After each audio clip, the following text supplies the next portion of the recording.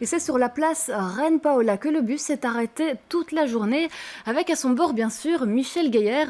Alors Michel, est-ce que les habitants de Gensoren sont satisfaits de leur commune ?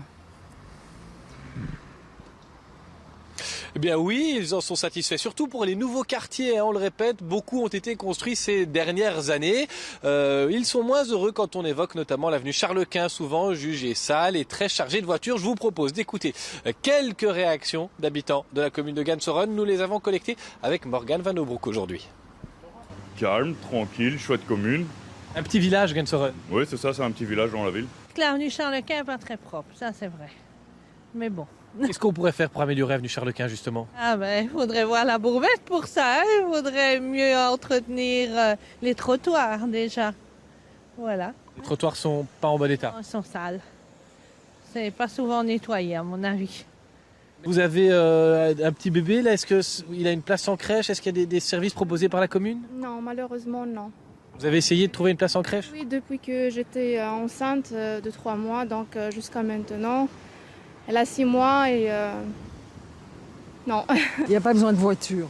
Voilà. C'est pas nécessaire la voiture ici. Exactement, et ça c'est très important, que ce soit pour les écoles ou pour les grands magasins, les grandes surfaces.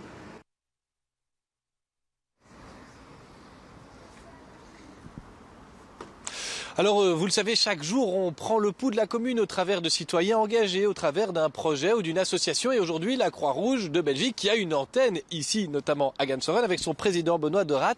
On le rappelle, la Croix-Rouge, ce sont énormément de bénévoles. Comment est-ce qu'on devient bénévole ici ? Et qu'est-ce qu'on fait concrètement quand on est volontaire à la Croix-Rouge à Gensoren ? Bonjour.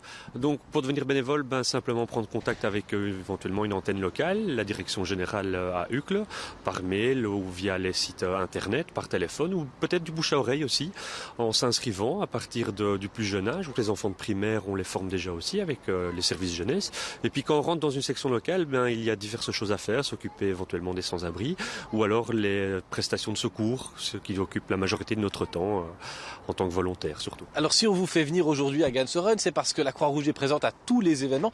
Quels sont ceux que vous encadrez en termes de soins et quels sont les soins que vous prodiguez ici à Gensoren quand quelque chose est organisé ou se passe ? Donc à Gensoren, ce sont principalement les festivités locales, donc le marché annuel qui se passe lors d'un week-end. Et donc nous occupons surtout une présence préventive, en cas que, si une chute, un malaise, donc nos volontaires formés interviennent pour la population. Et donc on est un petit peu le maillon entre l'hôpital et le transfert à l'ambulance. Donc on anticipe le départ vers l'hôpital s'il faut et on prodigue les premiers soins.